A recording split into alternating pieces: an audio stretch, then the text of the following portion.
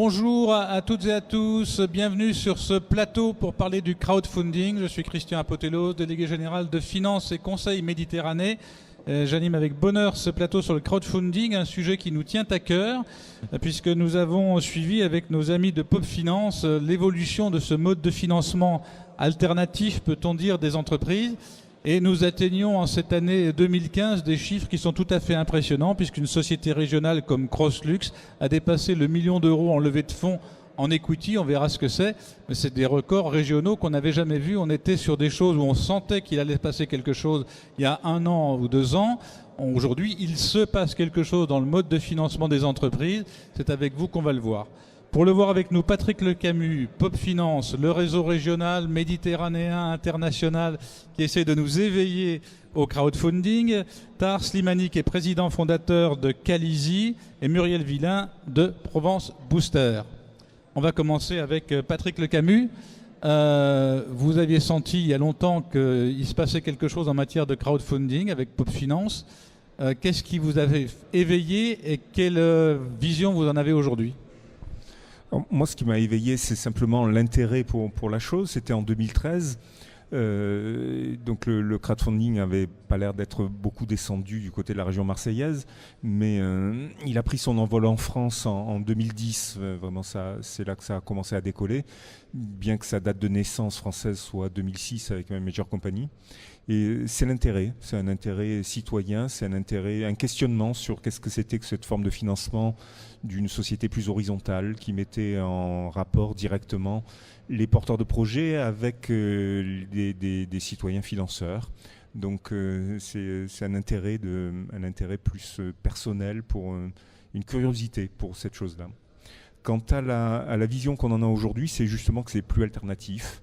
C'est ce que nous disent les Anglais qui font un rapport annuel à l'université de Cambridge, qui était invité aux dernières rencontres que nous avons organisées, auxquelles tu as participé, et dont le dernier rapport, le rapport 2015, dit le crowdfunding maintenant c'est mainstream, c'est vraiment rentré dans les mœurs, et c'est une analyse que partagent un certain nombre de plateformes aujourd'hui en France, disant c'est pas simplement un phénomène anglais, c'est vraiment c'est rentré dans les mœurs.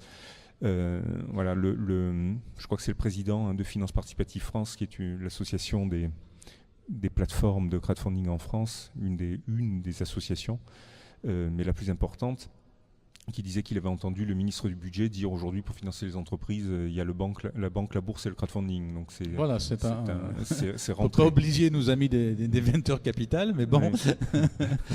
Le crowdfunding est en tout cas entré, et on l'a vu dans tous les propos tenus à tous les plateaux télé ici, sur le financement de l'entreprise. Le crowdfunding arrive naturellement dans la discussion.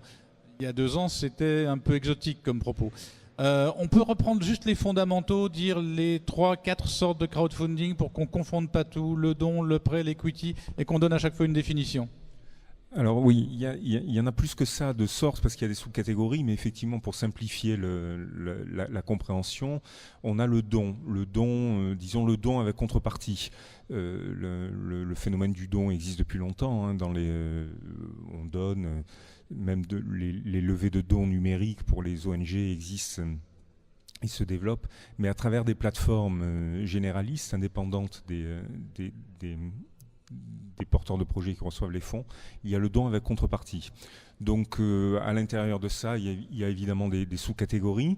Il y a ensuite le prêt, et c'est le prêt qui se développe le plus et qui permet la plus forte levée de fonds, et c'est auprès des entreprises. Il existe aussi du prêt pour les particuliers. Donc, vous voyez, il y a encore une fois des sous-catégories. Il y a des entreprises qui déposent des projets, il y a des particuliers qui déposent des projets. Les entreprises peuvent demander du prêt classique, du prêt obligataire. Donc voilà, c'est pas juste 3 catégories comme je le disais.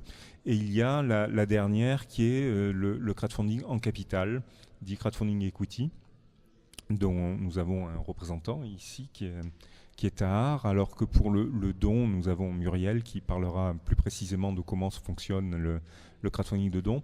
Et tout ça permet de financer les entreprises, y compris le don avec contrepartie. Donc ce qui est la meilleure nouvelle, c'est que cette logique de don pour aider les entreprises à démarrer ou à se développer existe. C'est extraordinaire, ça c'est la surprise pour moi depuis 2 ans. Grâce à vous, je le suis un petit peu mieux. Mais c'est qu'on croyait que le don c'était plutôt pour des projets humanitaires, des projets environnementaux, des projets associatifs, voire des projets de production audiovisuelle où on sent qu'il peut y avoir quelque chose de l'affect qui vienne. Et puis on voit que le don, avec ou sans contrepartie, mais des fois sans, ou des contreparties tout à fait symboliques, peut fonctionner pour des entreprises. Et là, il y a un décloisonnement en quelque sorte qui est tout à fait intéressant. Oui, absolument. C'est vraiment la bonne nouvelle de cette catégorie de crowdfunding, c'est que ça finance absolument tout. Donc ça peut financer des projets d'intérêt généraux, ça peut financer de l'associatif, parfois ça a même financé des mairies qui avaient besoin de restaurer les vitraux d'une église et qui n'en avaient pas les moyens. Donc vous voyez, donc on peut avoir même les collectivités territoriales qui s'y mettent. La majorité quand même du financement va vers des projets culturels et surtout audiovisuels. Donc financement de films, de production audiovisuelle. Voilà, donc là, Muriel, je pense, parlera d'un des projets qui est sur sa plateforme, qui est Hyperconnexion, qui vient de faire sa conférence de presse cette semaine et qui lance sa campagne pour financer une web-série. Donc c'est la grosse majorité des financements sont dans ce secteur-là, mais c'est réel, on arrive à utiliser le crowdfunding à un certain stade de développement d'une société, d'une entreprise, d'une start-up qui peut, en même temps qu'elle réunit une communauté de premiers utilisateurs, une communauté de premiers clients, arrive à aussi, auprès de cette communauté-là, obtenir des financements pour pouvoir lancer le projet. Alors on va voir avec Muriel Villain pour continuer dans le don. Provence Booster, dites-nous d'abord que votre structure, qui est pas très ancienne quand même, et puis quel type d'opération vous arrivez à financer? Alors Provence Booster a été créée en juin de cette année et la plateforme a été mise en ligne le 21 septembre 2015. Elle est toute neuve, hein? Elle est toute neuve. Donc on a déjà 10 projets en fait qui sont en ligne et notre prisme c'est de financer en fait les projets des porteurs de projets qui sont situés en PACA, d'où le nom de Provence Booster. Les projets en fait sont des projets qui créent de la valeur, que ce soit de la valeur économique, sociale, sociétale. Donc on a différents types de projets. On a une bonne nouvelle pour nous aujourd'hui, puisqu'on a une société qui s'appelle Localis qui vient de boucler sa levée de fonds de 32 000 euros. C'est une société. C'est une société. On peut présenter peut-être le Localis justement parce que c'est intéressant. Alors le cas de Localis, c'est une société qui s'est créée il y a 2 ans. Qui en fait a créé une plateforme dans les produits régionaux, mais avec des circuits courts, zéro gaspille, avec une volonté aussi environnementale, donc un projet, je dirais, à la fois économique et avec une visée verte, et qui a besoin pour se développer aujourd'hui de lever des fonds pour investir dans les camions et aussi dans les points relais dans lesquels ils fournissent en fait des petits frigos pour qu'on puisse récupérer en fait la marchandise que l'on a collectée. Ils fédèrent autour d'eux aujourd'hui plus de 150 producteurs régionaux et 1500 produits. Donc ils avaient besoin de cet argent-là. C'est quel type de production? Des productions agricoles? Alors il y a de la production agricole, mais pas que. Il y a du produit frais, il y a des produits pas frais, et puis il y a aussi aujourd'hui une diversification. Oui, des produits en conserve, et il y a aussi une diversification sur tout ce qui va être artisanat régional. Les producteurs, d'ailleurs, c'est ça qui est intéressant, se sont mobilisés dans la campagne, parce que pour clôturer la campagne, il y a une partie des producteurs qui a contribué d'ailleurs à cette campagne de financement participatif. Donc leur objectif, c'était effectivement pouvoir se développer sur le territoire PACA dans son ensemble. Et ils ont fédéré autour d'eux à la fois des particuliers, puisqu'ils ont aujourd'hui 1000 clients particuliers, 1000 clients restaurateurs, et ils commencent à se diversifier vers les collectivités, puisqu'ils fournissent en fait certaines cantines. Et tout ce monde-là en fait s'est mobilisé pour qu'ils arrivent en fait à réaliser leur campagne. Donc là, on est très clairement dans de l'économique. On est dans de l'économique à visée environnementale. Et donc un projet qui parle à la fois aux personnes et qui parle aussi à des entreprises, puisqu'on a quand même Spi Batignolles qui a versé 2500 € sur la campagne. Ah oui. On a quand même là les ingrédients qui permettent de fonctionner, c'est-à-dire que c'est un projet tangible, c'est un projet qui a une visibilité, c'est un projet qui a des valeurs. Alors, outre la valeur produite, il y a des valeurs aussi. Alors pour qu'un projet, je pense, fonctionne, c'est ce que je dis moi souvent aux porteurs de projets, il y a 3 éléments.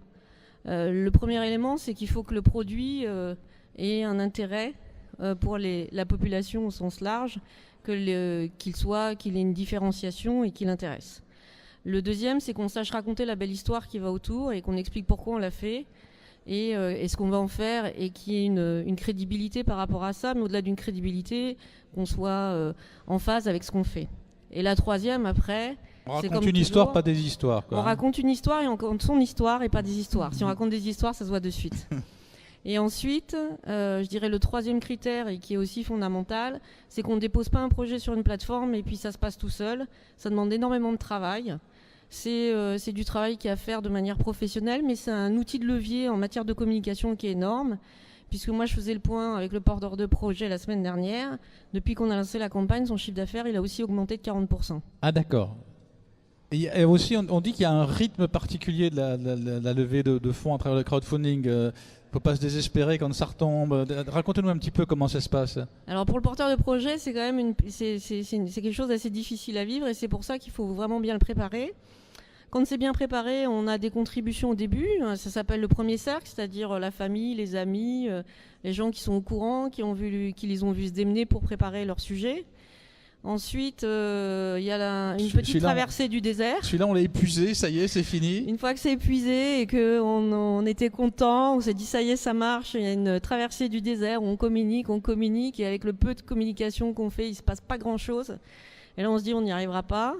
Et puis, il y a le phénomène de la fin où, en définitive, ce qu'il faut savoir, c'est que quand un projet a atteint 50% de son objectif une semaine avant la fin, il a 96% de chances de réussir. Parce que sur la dernière semaine... C'est la dernière côte qui est la plus dure. Dernière côte, les gens qui se disaient, en fait, oui, c'est bien, mais j'attends que les autres fassent, se disent, bon, là, c'est bien, mais il faut qu'on fasse. Et donc, du coup, il y a une espèce d'entraînement, et ce qu'on appelle le phénomène de traction, c'est qu'à partir du moment où il y a plusieurs personnes qui se mettent à contribuer, ça entraîne les autres. Et ce phénomène de traction se développe et permet en fait d'atteindre l'objectif. Dans les exemples de collecte de dons, est-ce que c'était des dons avec contrepartie, comme on dit? Pour moi, ça s'appelle des ventes, mais peu importe. Est-ce qu'il y avait des contreparties fortes ou est-ce que c'était symbolique? Alors, il y a toujours... nous, sur la plateforme, pour l'instant, on a mis toujours des contreparties fortes. Mais pour autant, on laisse toujours la possibilité de faire un don pur. Et sur la plupart des campagnes, en fait, il y a des gens qui viennent et qui donnent sans demander de contrepartie. Un petit pourcentage, ça dépend des campagnes, plus ou moins. Et puis, il y a effectivement les dons et contreparties. La contrepartie étant quand même un effet levier qu'on estime à multiplier par 7 par rapport à un don classique. Pour Localise, par exemple, quel est le type ou la moyenne de dons que l'on a sur un projet de ce type-là? Alors, il faut savoir que le don moyen, en général, dans les campagnes, c'est plutôt 50 €. Là, sur ce projet-là, on est bien au-delà. Il faudrait que je recalcule, là, parce que comme le compteur, il a bougé tout le temps. Pour avoir une idée. Je crois que j'ai refait le calcul, on était à plus de 100 € sur Localise, mais il faut que je vérifie. Sachant, oui, la moyenne, elle est plutôt aux alentours de 50 €, ça va dépendre des projets. On a eu un autre projet qui s'est clôturé, qui lui était plutôt dans des ventes de livres et maisons d'édition. Là, on était sur un montant moyen de 38 €. 38 €, d'accord. Par Slimani, on va passer à un autre type de crowdfunding, qui est là en equity. Il faut nous expliquer un petit peu comment ça marche, parce que mettre des actions dans une entreprise, c'est compliqué. Mettre des actions avec des partenaires qui sont un peu loin, qui arrivent sur une plateforme, c'est encore plus compliqué. Donc il faut que vous nous expliquiez un petit peu comment ça va marcher, et puis après ce que vous faites. Bonjour. Donc en fait, la question c'est comment on regroupe les actionnaires, c'est ça? Oui. En fait, si on est capable de vous trouver 300 personnes qui vont investir 1 000 € dans votre société, vous n'allez pas avoir 300 actionnaires dans votre conseil d'administration. Oui, un conseil d'administration à 300, c'est dur. Ouais, c'est ça. On crée une SAS qui porte l'ensemble des parts, dont l'objet social est de prendre une participation dans votre société. C'est intéressant pour le chef d'entreprise parce qu'il n'a qu'un interlocuteur. C'est important également pour l'investisseur, puisque au lieu d'aller revendiquer avec son billet de 1000, il a quelqu'un qui représente 300 billets, donc il a un petit peu plus de poids. D'accord. Et ça, c'est une société spéciale que vous, la plateforme, vous allez créer avec le porteur de projet? Voilà, pour chaque levée de fonds, nous créons une SAS qui ensuite portera les parts. Et là, vous avez, un agrément spécial. Contrairement aux dons, il y a un agrément pour lever des fonds sur l'equity? Oui, depuis octobre 2014, l'État français nous a dotés d'un statut. Avant, on bricolait. Et ce statut est le statut de CIP, conseiller en investissement participatif. C'est officiel, ça. Hein. Voilà, donc avec un agrément de l'AMF, nous sommes inscrits auprès c'est de pas donné, l'ORIAS. ça, c'est compliqué à avoir. C'est compliqué et long surtout. Surtout pour nous, parce qu'on a un peu essuyé les plâtres, parce que l'AMF n'était pas habituée n'avait pas les référentiels du tout, donc elle les a construits avec nous. Donc, et puis vous avez également un autre statut qui est intermédiaire en financement participatif pour faire du prêt, qui est un petit peu plus facile à obtenir celui-ci. Oui. Et ensuite, le don n'est pas régulé. Donc en termes de régulation, on ne peut pas lever en equity plus d'1 million d'euros par projet et par an, ce qui est vraiment très, très bien, hein, puisque au niveau international, ça nous place à un niveau assez élevé, puisqu'aux États-Unis, c'est $1 million. Et au niveau européen, on est très très bien placé sur ce sujet-là. Ensuite, pour le prêt, vous ne pouvez pas emprunter plus d'1 million d'euros également, en tant que chef d'entreprise. Et puis, par contre, en tant que prêteur, vous ne pouvez pas prêter plus de 1 000 euros à un projet. Vous êtes obligé de diversifier votre portefeuille. Vous pouvez prêter autant de billets de 1000 à autant d'entreprises que vous voulez, si tant est que vous en ayez le désir et les moyens, mais vous ne pouvez pas mettre plus de 1 000 euros par entreprise. Il y avait des critiques qui disaient on transfère, avant c'était les banques qui prenaient le risque du prêteur, maintenant on le transfère sur le particulier. En limitant le prêt par personne, finalement on resécurise le prêt de l'investissement des personnes. Le législateur a voulu protéger l'investisseur en fait en faisant cela. Normalement, toute bonne plateforme qui se respecte demande à l'entreprise au minimum 3 bilans pour juger de sa capacité à rembourser. Mais bon, on croise quand même des plateformes qui prêtent à la création. Bon. Voilà, ça existe aussi. Oui. Comme il y a des gens qui prêtent sans intérêt. Alors, Calisi ensuite. Calisi a un positionnement spécifique à Marseille et pas par hasard. Oui, alors nous sommes également tout neufs, hein, on existe depuis peu. Notre agrément date de fin juin, donc on lance nos premiers projets là maintenant. Et donc on s'est installé à Marseille parce que on s'était dit que moi j'étais à La Rochelle, mes associés étaient en Pays Basque. On hésitait entre La Rochelle et le Pays Basque, et puis finalement on s'est retrouvé. Le plus court chemin, c'est Marseille. On s'est retrouvé à Marseille. On se demande si ça a été une bonne idée, mais enfin bon, on va rester. On s'est retrouvé à Marseille parce qu'on s'est dit accompagner un chef d'entreprise pour lever des fonds, c'est bien. Mais l'aider à développer son entreprise et à l'international, c'est mieux. Et puis ça permet de sécuriser les investissements puisqu'on donne de la valeur à la société en l'aidant à se développer au niveau commercial. Et j'ai un associé qui, lui, pense qu'il n'y a pas de croissance de l'entreprise s'il n'y a pas de croissance de l'entrepreneur. Donc il faut également accompagner l'entrepreneur pour qu'il puisse passer ses étapes de croissance, gérer ses difficultés, etc., son équipe, son projet. Et on s'est dit, bon, l'international c'est vaste, comme lui et moi on a un intérêt pour l'Afrique, où on a quelques actions humanitaires que l'on soutient, on s'est dit on va commencer par l'Afrique. Et même l'Afrique, on s'est dit ça reste vaste. On va rentrer par le Maghreb. Et du coup, on a pris cette dominante euro-méditerranéenne, mais en sachant qu'on est ouvert à l'ensemble des régions du monde. Et donc, on a rencontré Finance Conseil Méditerranée, qui nous a aidé à structurer notre réseau européen, euro-méditerranéen. Et donc, ce qui nous permet aujourd'hui, lorsqu'on accompagne un chef d'entreprise, et on a mis en place des relations avec des organisations patronales, lorsqu'on le met en relation avec des chefs d'entreprise de l'autre côté de la Méditerranée, on lui demande d'aller sur une logique de co-développement et pas simplement de créer une filiale là-bas, mais vraiment de travailler avec les gens locaux. Et grâce à Finance Conseil Méditerranée, on peut sécuriser ces financements, c'est-à-dire que c'est bien de gagner de l'argent, mais il faut pouvoir le ramener en France. Et puis, tout ce qui est contrat, tout ce qui est juridique, tout ce qui est financier, comptable, etc., on a des experts confiance qui sont validés par le réseau FCM, qui nous permet de les accompagner pour qu'ils puissent faire leur business dans de bonnes conditions. Merci Tahar pour tous ces propos. On va passer à une petite période de questionnement, si vous le souhaitez, pour aller plus loin. Donc on voit un mode de financement qui mûrit, des opérateurs implantés dans la région, un réseau aussi implanté dans la région, donc quelque chose qui est à votre disposition. On est prêt à répondre à vos questions, s'il y en a. Oui ? allez-y. Ça s'adresse plutôt à Monsieur Slimani, là. Et la question, c'est quel type de remboursement ou de participation l'entreprise qui bénéficie de ces prêts est amenée à... Enfin, quels sont ses engagements vis-à-vis des gens qui ont financé?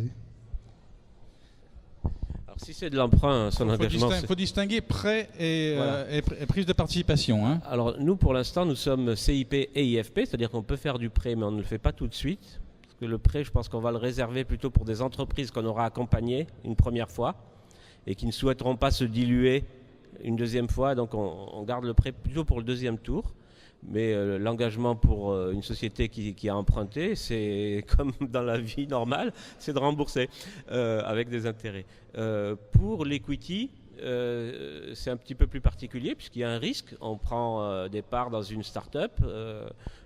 Donc, dès l'investissement, même avant l'investissement, on met en place les termes de sortie. Et donc, les termes de sortie, ça peut être les dirigeants qui rachètent leurs parts.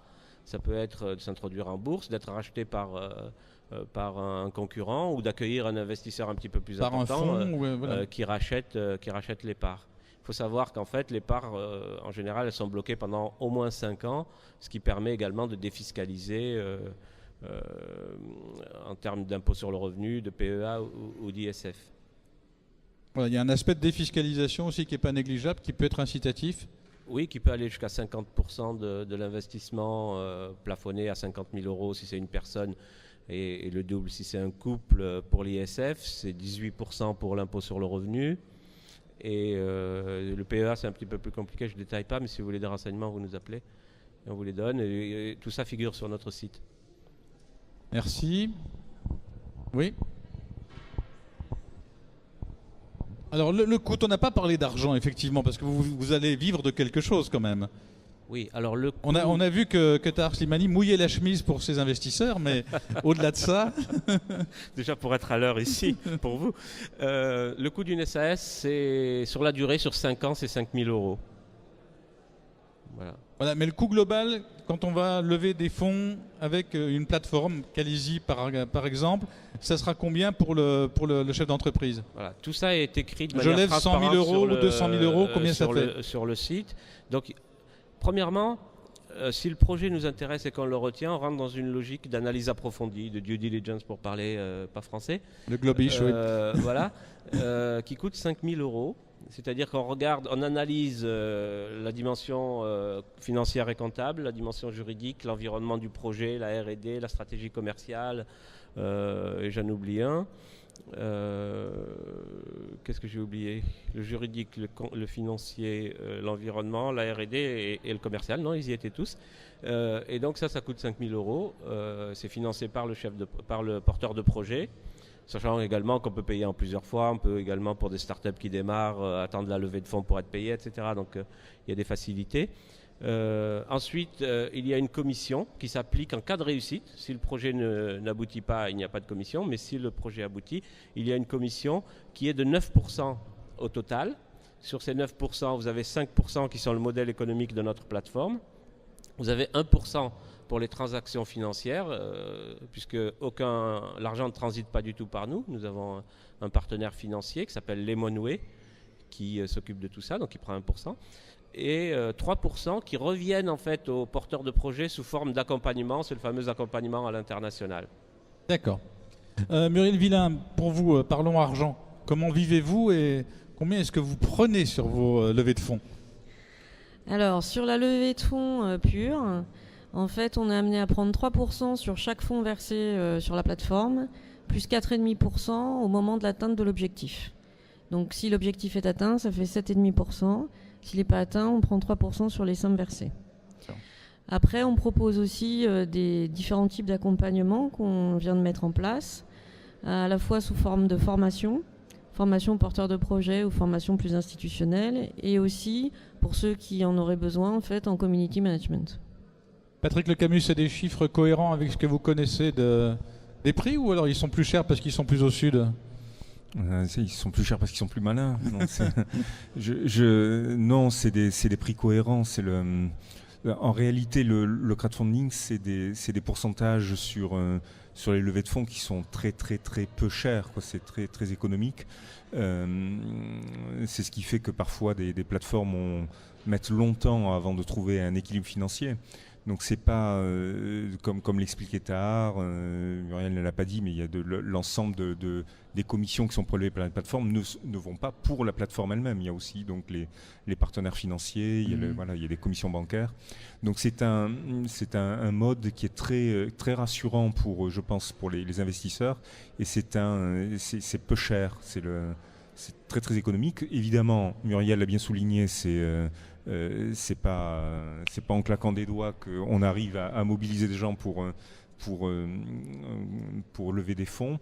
Et une des spécificités des plateformes françaises et même, je crois, toutes européennes par rapport aux plateformes américaines, c'est qu'elles ont un vrai service d'accompagnement pour les porteurs de projets.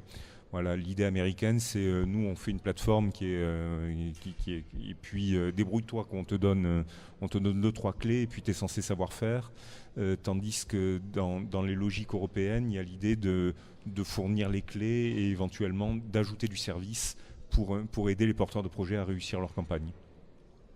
Dernière question, si vous le souhaitez. Vous pourriez expliquer la différence entre crowdfunding et crowdlending? Le crowdlending, c'est le prêt, c'est le crowdfunding de prêt. Voilà. C'est la catégorie de crowdfunding. C'est le financement participatif de prêt. Ce qu'il faut bien avoir en tête, le prêt, c'est un prêt qui devient direct. C'est-à-dire que vous devenez le créditeur de l'entreprise direct. Vous n'êtes pas emprunteur auprès de la plateforme, vous êtes emprunteur auprès de l'entreprise. Vous êtes prêteur auprès de l'entreprise, pardon. Donc c'est un prêt qui est particulier. Il faut changer un petit peu le mental par rapport à ce que l'on connaît. C'est la désintermédiation, voilà, c'est ça. Donc c'est une gymnastique à laquelle on n'est pas du tout habitué dans les systèmes de prêt. Je peux rajouter une petite chose sur le prêt. Oui. Lorsque vous prêtez, effectivement, vous prêtez à l'entreprise, mais la plateforme joue quand même un rôle, c'est-à-dire que c'est elle qui suit les remboursements. Oui, tout à fait. S'il y a une Oui, échéance, c'est pas vous qui allez chercher l'argent tous les mois, quoi. Oui, mais on le surveille, c'est-à-dire que on a un compteur, pour chaque prêteur, on vérifie si les échéances sont bien prêtées, elles sont bien honorées, on peut faire des relances, etc. On s'en occupe quand même. D'accord, oui, tout à fait. Il y a un rôle de gestion important. Rajouter une chose aussi sur les catégories, on a oublié, on a parlé du prêt, du don et de l'equity, mais on voit apparaître de plus en plus le phénomène de l'immobilier.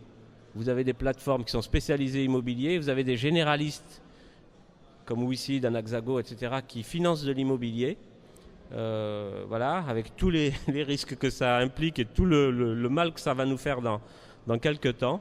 Et vous avez également le financement des scopes qui est en train d'arriver, qui est en train de se développer sous forme d'obligation. Donc on passe quasiment à 5 catégories. Pas d'autres dernières questions. Naturellement, les acteurs qui sont ici sont à la Belle de Mai. Ils vont répondre à vos différentes questions. On remercie donc Patrick Lecamus de Pop Finance, Tahar Slimani de Calizy et Muriel Villain de Provence Booster. À bientôt.